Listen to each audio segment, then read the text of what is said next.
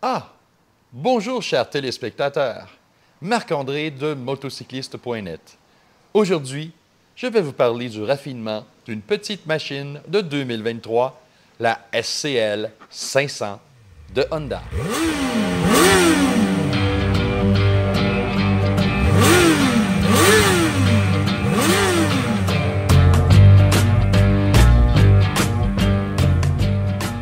Pourquoi j'aime tant ce modèle? Parce que oui, je l'adore. J'adore cette moto-là. Et ça fait longtemps que je n'ai pas aimé une petite cylindrée chez Honda. C'est pas qu'ils sont pas bonnes, elles sont toutes excellentes. Quelque chose qui est à mon goût, à moi personnel. Puis là, les goûts, c'est à discuter. C'est pas à discuter, les goûts. Fait que vos goûts sont peut-être pas les miens. Mais ça, là, ça, c'est quelque chose que dès que je l'ai vu au lancement, ça a fait comme « Ouais, pas laid ». Puis ça s'est adonné que je me suis présenté chez Honda le surlendemain et il y en avait une chez Honda Canada et on m'a permis de la prendre pour une très courte période parce qu'elle est très convoitée de la presse présentement, la presse motorisée. On va commencer par le look. Le look, c'est... Il faut faire attention. Moi, je trouve que ça ressemble à un Scrambler des années 60-70, mais avec une touche moderne. C'est pour ça Scrambler avec le système d'échappement qui est surélevé ici. Le look un petit peu avec une roue de 19 pouces à l'avant et des pneus de type aventure. Est-ce que c'est une moto aventure? La réponse à cette question-là, c'est non. Non, non, non. Est-ce que ça peut faire des chemins de gravier, des choses comme ça? Oui, très, très facilement, aucun problème.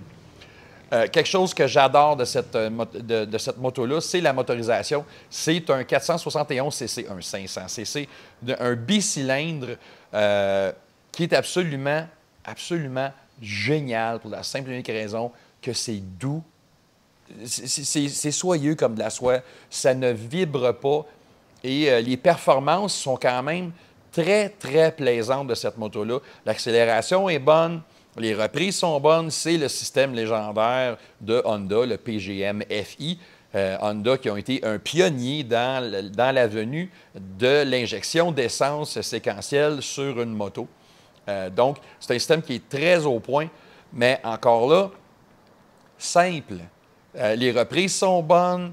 Les passages des vitesses sont bonnes. La réaction à la poignée des gaz est impeccable. Pas d'à-coups, surtout quand on roule sur un filet de gaz, c'est quasiment parfait.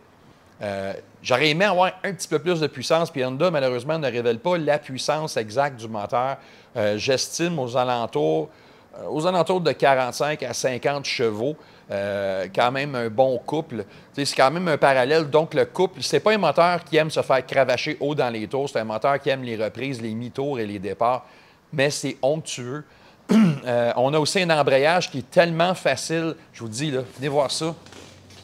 L'embrayage, là, on prend un doigt. Regardez ça.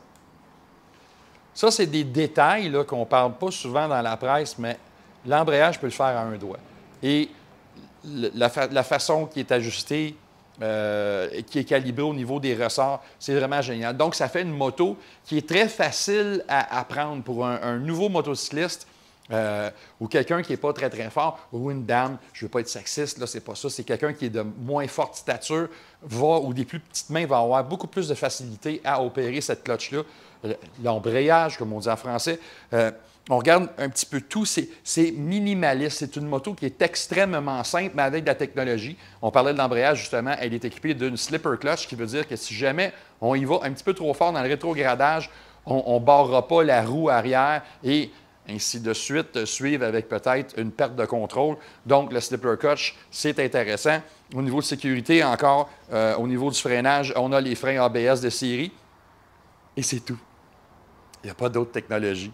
On a simplement un disque à l'avant et ça, c'est des calipers à deux... des étriers doubles, c'est ça. Des étriers doubles en avant et on a un étrier simple en arrière. C'est des freins Nissin, comme on peut dire en français.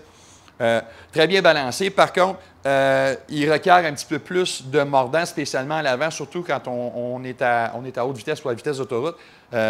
Par contre, j'ai eu la moto était flambant neuve, donc le temps que les plaquettes se liment avec le disque, ça s'est résorbé. Mais ça prend quand même un certain effort sur le levier pour des freinages un petit peu plus puissants. Côté tenue de route, comment est-ce qu'elle se comporte sur la route, le comportement est absolument neutre sur cette moto-là. C'est ça que j'aime.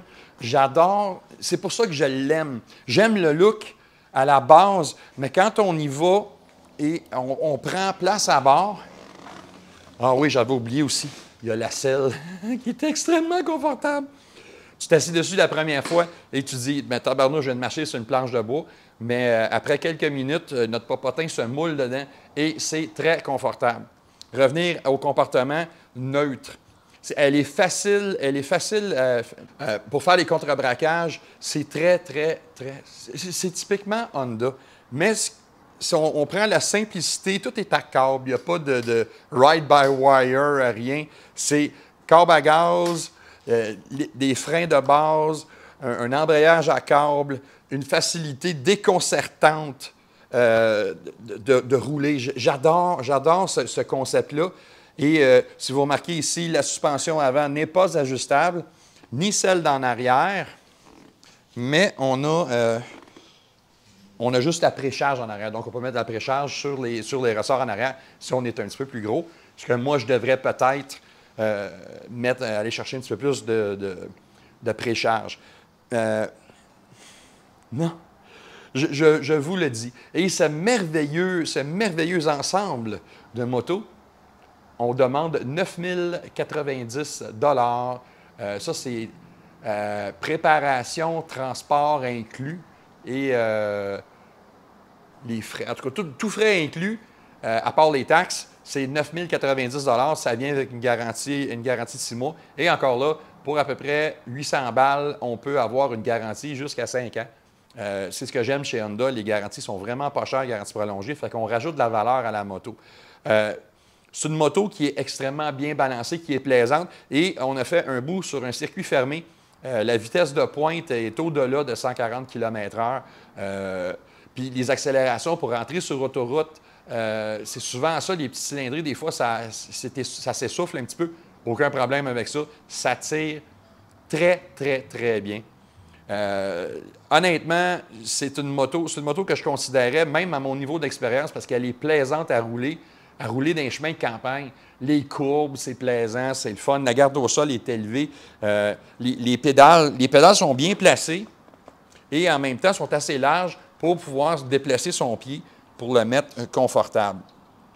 Donc, elle est un petit peu large, par contre, en bas, où il y a les pédaliers. Et du côté, il y a une chose que j'aime pas ici, si tu peux venir voir, mon cher caméraman, c'est ici, à cause du système d'échappement qui est sorti un petit peu plus classique. Vous remarquez, elle est neuve, là. Puis ça, c'est des marques de ma botte. Là, c'est mes souliers, là, mes bottes, il y a cote là-dessus, et on voit des marques. Ça, c'est un des rares points négatifs. Non, franchement, la SCL 500 de Honda, c'est un de mes coups de cœur d'un petit cylindrée cette année. Une moto qui est bien assemblée, qualité-prix. C'est quand même, bon, c'est cher quand même, 9 000 balles pour une moto du genre. Sauf que c'est une moto qui est capable de faire un petit peu de tout, un peu de touring, du urbain. Elle peut aller dans les sentiers battus un peu. C'est pas une adventure bike. C'est encore moins une moto pour aller dans les sentiers, mais incapable de faire des routes de gravel, des choses comme ça. À la journée longue, il n'y a aucun problème. Donc, vraiment, vraiment pas beaucoup de négatifs, beaucoup de positifs. Et le style, c'est basé sur la Honda Rebel, c'est sensiblement le même carénage, le même frame. Sauf que là, elle est un petit peu plus haute parce que la Rebel est très, très basse sur terre. C'est une très basse de terre. C'est une moto qui est très accessible pour les gens qui ne sont pas très, très grands. Sauf que celle-ci, si vous voyez, moi, je suis à presque 6 pieds 3, je touche très, très bien par terre. Donc, une personne aux alentours de 5 pieds 5 et plus va pouvoir y prendre place sans vraiment de difficulté.